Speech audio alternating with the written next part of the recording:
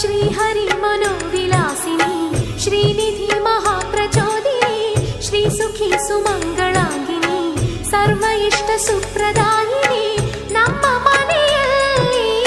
ಬಂದು ನೆಲೆಸಮ್ಮ ಶಾರದೆ ಜೊತೆಯಲ್ಲಿ ಹಾಡಿನಲ್ಲಿ ಅಮ್ಮ ಲಕ್ಷ್ಮೀ ಮಹಾಲಕ್ಷ್ಮಿ